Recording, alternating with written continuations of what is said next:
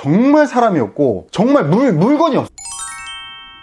안녕하세요. 안녕하세요, 쭈911입니다. 예림입니다. 네. 오늘은 어떤 얘기를 해주실 건가요? 자, 오늘은 이제 유통 채널에서 여러분들이 관심이 가장 많은 쿠팡에 대한 얘기를 잠깐 해보도록 하겠습니다. 주변에서 얘기를 많이 하더라고요. 아무래도 뭔가 쿠팡의 영향력이 더 강해진 것 같아요. 근데 이제 쿠팡 자체가 뭐 잘해서 그런 부분도 있겠지만 아무래도 이제 다들 아시다시피 코로나19 때문에 오프라인이 지금 안 그래도 이 유통 치킨 게임 관련한 이야기를 쭉 하면서 오프라인이 계속 죽고 있고 온라인이 계속 이제 치고 나가는 그런 이야기를 쭉 해왔는데, 마치 그런 거 있잖아요. 굉장히 힘들어하는 상대에게 막타를 날리는 것처럼 코로나19가 지금 그런 역할을 하고 있는 게 아닌가, 그런 생각이 들 정도로. 제가 공덕 이마트를 다닌 지 한 8년 정도 됐거든요. 제가 공덕동에 산 지 8년 정도 됐으니까. 근데 8년 동안 공덕 이마트를 다니면서 그렇게 사람이 없고 그렇게 물건이 없는 공덕 이마트를 처음 봤습니다. 1월 말인가? 2월 초인가? 공덕 이마트에 확진자가 한 번 다녀갔다는 그 기사가 나온 적이 있어요. 그것 때문에 3일인가 영업을 중단하고 안에 방역을 한 다음에 이제 다시 재개장을 한 건데, 아무래도 그런 뉴스가 가면 이 바이러스라는 게 무슨 벌레는 아니잖아요. 사실 어디 구석에 숨어서 살아있을 수가 없거든요. 이게 어쨌든 외부에 있으면 일정한 어떤 환경, 생존 조건이 되지 않으면 이제 죽으니까, 바이러스는 뭐 예를 들어서 물도 없고 온도도 안 맞춰주고 그러면 이제 죽잖아요. 거의 3일이면 다 사실 방역을 안 해도 죽었다고 봐도 될 텐데, 사람들은 이제 사실 불안하니까. 그래서 그런지 정말 저번 주엔가 공동 이마트에 갔는데 정말 사람이 없고 정말 물건이 없어요. 신선식품 자체가 안 팔리니까. 그러니까 예를 들어서 이제 층별로 나눠져 있는데, 뭐 이제 공산품 파는 곳들은 재고를 오래 보유할 수 있으니까 거기는 큰 변동이 없는데, 지하 2층은 이제 메인 매장이 지하 2층인데 거기가 신선식품만 파는 곳인데, 신선식품은 이제 안 팔리면 폐기를 해야 되잖아요. 그러니까 원래 이게 예를 들어서 이렇게 있어야 될 물건이 있어야 할 자리가 물건을 다 치워놓은 거예요. 그러니까 거기가 비어 있어. 운동장처럼 되게 넓어요. 쾌적하긴 하더라고요. 하여튼 공덕 이마트 입장에서는 굉장히 좀 힘들겠지만 쇼핑하는 입장에서 굉장히 쾌적했습니다. 하여튼 그건 논외고, 하여튼 이것처럼 지금 현재 코로나19 때문에 오프라인이 거의 전멸하고 있는 상황이에요. 그 온라인은 계속 이제 올라가고 있는 상황이고, 저희가 이제 2월 매출 나와서 결산하고 이제 3월에 말씀을 드리겠지만, 요즘은 다시 좀 매출이 약간 줄어들긴 했는데 2월 초에는 저희도 매출이 한 40 정도 올라갔더라고요. 그래서 그게 저희 같은 경우는 사실 기존 매출이 규모가 크지 않기 때문에 4천만 원 정도밖에 안 나왔으니까 이걸 가지고 코로나의 영향인지 아닌지까지 이걸 명확히 판단하는 건 어렵지만, 주로 이제 쿠팡이나 이마트나 이런 곳들은 확실히 코로나19의 영향 때문에 한쪽은 떡락하고 한쪽은 떡상하고, 이런 것들이 좀 희비가 엇갈리고 있다, 이런 걸 볼 수 있을 것 같은데요. 그런 데이터로 우리가 좀 볼 수 있는 게, 작년 쿠팡의 물동량의 뭐 1월 기사에 따르면 최고 기록이 한 170만 건? 이 정도로 보고 있거든요. 하루에요? 그렇죠. 하루에 170만 건이고 2019년 평균으로 한 130만 건 정도, 140만 건? 그 사이로 이렇게 보고 있더라고요. 물론 이건 추정치입니다. 언론에서 얘기하는 추정치. 실제 정확한 물동량은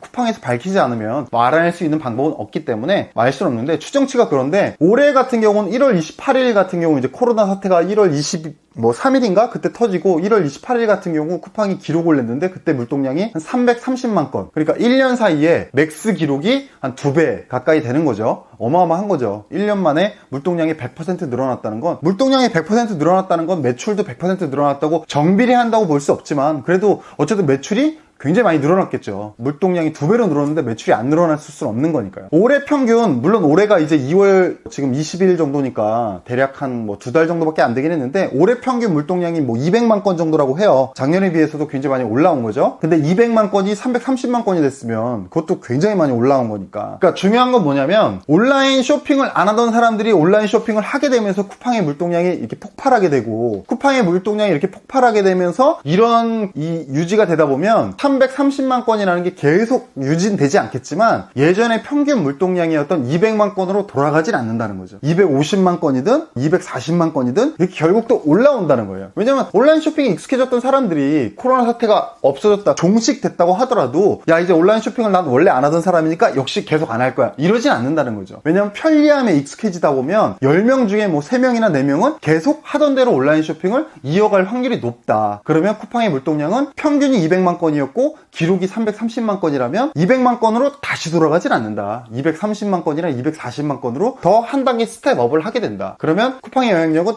올해는 더 강해질 확률이 높다. 결국에 계속 쿠팡은 영향력이 계속 강해지고 있었습니다만 아무래도 코로나19 때문에 한 차원 더 스텝업을 했다. 이렇게 볼 수 있을 것 같고 그런 걸로 봤을 때 쿠팡의 이제 가장 큰 리스크는 결국에 자금이 이제 없다. 왜냐면 적자가 조 단위 적자가 나왔고 2018년에 2019년 그러니까 2018년 적자가 대충 1조 정도 예상을 하는데 2019년에 명확한 지금 매출과 적자의 데이터는 아직 공시되지 않았습니다만 곧 공시가 되겠죠. 근데 대충 예상 적자로 1조 7천억 정도를 예상하고 있더라고요. 그러면 2018년 대비해서 적자 규모가 한 70% 늘어난 거니까 굉장히 적자가 늘어난 거죠. 지금 다 떡상하고 있는 거예요. 쿠팡은 물동량도 올라가고 매출도 올라가고 거래액도 올라가고 적자도 올라가고 모든 것들이 지금 다 증가하고 있는 상황인데 어쨌든 가장 큰 리스크가 이 현금 리스크 이 부분에서 거래액이 계속 올라가면 어쨌든 이 현금 리스크는 벗어나기는 어렵지만 그 시점을 뒤로 늦출 수는 있습니다. 무슨 말이냐, 어쨌든 쿠팡에서 고객들이 결제하는 이 비율의 금액들이 정산되는 시점이 대략 한 15일 정도만 아마 들어올 거예요. PG사를 통해서 온라인에서 결제하면 쿠팡에 돈이 정산되는데 대충 한 15일 정도 걸릴 텐데, 물론 이것도 수수료를 가장 낮게 하려면 뭐 고를 수가 있어요. 업체가 30일 뒤에 정산하면 좀 더 수수료를 낮게 할 수 있고 이럴 수 있지만, 그러면 15일에서 30일이라고 봤다면 결국에 쿠팡이 이 판매자들에게 정산해주는 기간은 대충 50일에서 한 60일 정도. 그러면 쿠팡이 자기가 돈을 받는 시점과 자기가 돈을 나가는 시점에 이 시점의 차이가 있기 때문에 들어오는 돈이 늘어나면 늘어날수록 이 시점의 차이 때문에 굴러가는 덩어리는 점점 커질 수 있기 때문에 현금 리스크는 이걸 근본적으로 탈피할 수 있느냐는 뭐 누구도 알 수 없지만 어쨌든 위기가 오는 시점은 뒤로 미룰 수가 있다. 이런 것 때문에 거래액이 지금 커지고 있으면 일단 현금 리스크는 피할 수 있고, 두 번째 쿠팡의 리스크는 아무래도 이제 쿠팡맨의 리스크. 쿠팡맨 자체가 원하는 대로 로켓 배송 영향력이 커지면 커질수록 거기에 맞는 인력이 보충이 돼야 되는데 이 인력 보충이 지금 원활하지 않고, 그 다음에 쿠팡맨들이 현재 뭐 노조를 조직을 해서, 노조가 나쁜 건 아닙니다 여러분. 노조는 정당한 노동법에 있는 어떤 정당한 행위죠. 노조가 나쁜 건 아니기 때문에 이건 뭐 나쁘게 볼 건 아니고, 어쨌든 간에 쿠팡맨들이 노조를 결성해서 이제 이 노사 협상을 통해서 뭔가 이렇게 진행이 된다면 이런 부분, 이 쿠팡맨 관련해서 이런저런 막 자본들이 많이 들려오고 있거든요. 검색해 보시면 기사도 많고 유튜브에 영상도 굉장히 많아요. 뭐 어쨌든 급여는 동일한 상태에서 배송량이 2배로 늘어나면 당연히 쿠팡맨들 굉장히 힘들 거 아니에요. 하루에 100개 발송하던 사람한테 똑같은 돈을 주고 200개를 배송을 시키면 얼마나 힘들겠습니까? 그러니까 그런 것 때문에 이제 말이 많은데, 어쨌든 이런 문제들을 계속 지금 아까도 얘기했지만 물동량은 늘어나고 있고 쿠팡 플렉스를 통해서 해결을 하고 있다, 이런 뉴스들도 계속 나오더라고요. 그래서 현재 쿠팡 플렉스가 프리미엄 인센티브를 어떻게 제공해서 지금 거의 뭐 새벽 배송 같은 경우에는 건당 2,300원까지 비용을 올렸다, 이런 기사들도 있고, 쿠팡 플렉스를 통해서 어쨌든 이 물동량의 급증하는 부분을 해결하고 있는데, 이 현금의 리스크와 쿠팡맨의 리스크, 이게 이제 쿠팡의 리스크라고 볼 수 있겠고, 또 중요한 거 한 가지는 현재 2019년에 어떤 결제 데이터가 완벽한 결제 데이터는 아니고 추정 데이터인데, 이 YG앱 리테일이라는 곳에서 매년 이런 데이터들을 발표하는 회사가 있어요. 이쪽 기준 데이터로 보면 2019년에 결제 총액을 봤을 때 네이버페이가 한 20조 정도가 됩니다. 그 다음에 쿠팡이 한 17조 이상, 그 다음에 이베이 코리아, 옥션 지마켓 합친 것도 17조 이상, 그 다음에 뭐 11번가가 대충 10조, 그 다음에 UMF가 한 6조. 이렇게 봤을 때는 쿠팡이 거의 2018년 거래액에 비해서 2배 가까이 성장한 거예요. 즉, 그러니까 이베이 코리아는 2018년에도 거래액이 17조였고 2019년도 거의 17조, 거의 동일하다. 그러면 쿠팡은 거의 2배 가까이 거래액이 성장해서 이제는 네이버를 제외한 거의 모든 업체를 거래액으로 이겼다. 이베이 코리아마저 이겼다. 그러면 엄청나게 성장을 하고 있는데, 네이버 페이 역시 엄청나게 성장을 한 거죠. 20조를 돌파했으니까. 그러니까 카카오페이도 거래액이 상당히 많이 나오는데, 카카오페이 거래액의 대부분은 송금, 토스와 비슷하게 토스와 카카오페이의 거래액의 대부분은 송금이 주를 이루는데, 네이버 페이의 거래액의 주 이 포지션은 네이버 쇼핑이 차지하고 있다. 그럼 네이버 쇼핑이라는 거는 스마트 스토어를 비롯해서 네이버 자체에서 오픈마켓을 운영하고 있으니까 그것과 그 다음에 네이버 페이라는 어떤 그 개별 쇼핑몰에 달려있는 그 쇼핑 결제 모듈을 통한 그 거래액을 토탈 합산한 거기 때문에, 이 쿠팡과 결국 네이버는 이게 제가 생각할 때는 대한민국에서 최종 쇼핑에 관련된 경쟁은 네이버냐 아니면 쿠팡이냐, 이렇게 그런 흐름으로 가지 않을까, 개인적으로 그렇게 보고 있는데, 현재 또 네이버와 쿠팡이 협력 관계로 가지 않을까라는 기사들이 나오고 있어요. 그러니까 이 부분에 있어서는 뭐 어떻게 될지 모르겠지만 그 구조는, 그러니까 예전에 우리가 뭐 엘리엇이 삼성을 공격하고 엘리엇이 아마 정부에 소송도 걸었을 거예요. 그 최순실 사태 터지면서 국민연금이 제일모직과 물산. 그쵸. 삼성물산의 합병을 국민연금이 이렇게 오케이 한 게 피해를 입혔다. 이래서 엘리엇이 국가에 소송도 걸어놓은 상태고, 엘리엇이 현대차도 공격하고 했는데 현대차에 공격한 건 성공하진 못했습니다. 엘리엇이 굉장히 손해를 보고 아마 다 빠진 걸로 알고 있거든요. 제가 알기론. 그렇게 기사를 제가 본 기억이 나는데, 그 다음에 지금 엘리엇이 또 공격하고 있는 대상이 일본의 소프트뱅크를 공격하고 있다고 하더라고요. 얼마 전에 3%의 지분을 획득했다고 하면서 가장 크게 이제 공격하고 있는 부분이 소프트뱅크의 비전펀드에 대한, 비전펀드가 2분기 연속 적자를 냈기 때문에 비전펀드를 공격하면서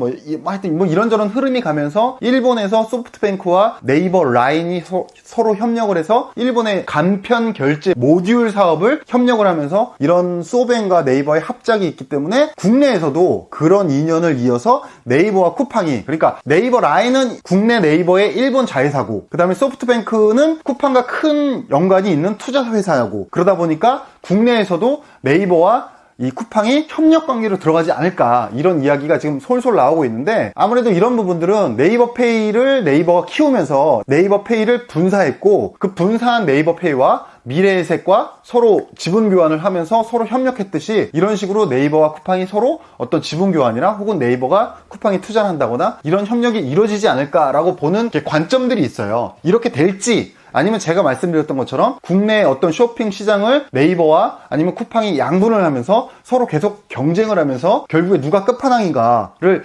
그런 흐름으로 갈지, 이건 지켜봐야 되겠습니다만, 만약에 쿠팡이 결국에 쿠팡의 그 방법은 네이버 어떤 협력을 통해서 해결하던가, 혹은 비전펀드에서 세 번째 다시 재투자를 받던가, 혹은 자체적으로 IPO 기업 공개를 통해서 자금을 수혈하던가, 이런 식으로 결국 쿠팡에서는 자금을 어떤 식으로든 지금 필요한 상황이거든요. 이거를 자금이 필요하지 않고 지금 이 현 문제를 해결할 수 있는 방법은 제가 볼 때는 현실적으로 굉장히 어려워 보여요. 만약에 쿠팡이 이런 추세로 매년 막 100%씩 계속 성장을 하면서 결국에 온라인을 계속 장악하면서 이 나중에 흑자나는 폭으로 적자를 다 메꿔가면서 그렇게 되기에는 현실적으로 너무 어렵지 않나, 그렇게 보거든요. 결국에 그래서 어떤 식으로든 자금을 수혈해야 되는데, 그게 기존에 했던 투자 혹은 네이버와 협력 혹은 IPO 이거로 갈 거냐, 어떤 식으로 갈지 좀 지켜봐야 되겠다, 그런 생각이 들고, 자, 어쨌든 코로나19 사태 때문에 지금 쿠팡도 그렇고 마켓컬리도 그렇고 전체적인 지금 쓱배송 쪽도 지금 배송이 폭주하고 있다고 하더라고요. 그러니까 온라인 관련해서는 어쨌든 이번 사태가 굉장히 당연히 안 좋죠. 국민보건 관련 측면이나 지금 많은 자영업자들, 그다음 오프라인 하시는 분들, 그다음 중국이랑 비즈니스 하시는 분들, 굉장히 지금 에디 같은 경우도 출장이 지금 다 취소되고 이랬다고 하던데, 에디도 회사도 지금 이것 때문에 좀 피해가 크다고 하더라고요. 그러니까 굉장히 많이 여러 가지 여건상으로 안 좋긴 한데, 온라인 어쨌든 쇼핑 회사를 운영하는 측면에서는 지금이 기회라고 말하기는 좀 그렇지만 생각 이상의 좀 특수를 누리고 있다. 그런 부분이 좀 우리 지금 유통의 어떤 그 환경 측면에서 가져온 굉장히 큰 변수다. 그래서 올해 또 이 온라인 쇼핑 이커머스 쪽과 그다음 오프라인 유통 이쪽이 어떤 식으로 흐름이 갈지는 좀 지켜봐야 되겠다. 자, 이런 말씀 드리면서 저희가 지속적으로 좀 흐름이 변할 때마다 이런 이야기를 꾸준히 해보도록 하겠습니다. 네, 악플이 예상되지만. 그러니까 이건 코로나19가 잘 됐다 이런 뜻이 전혀 아닙니다. 오해하지 마시고. 쿠팡 얘기하면 악플이 달리더라고요. 쿠팡 아무래도 안티도 많고 쿠팡은 또 팬도 많고 이러다 보니까. 알겠습니다. 자, 여러분 안녕. 감사합니다.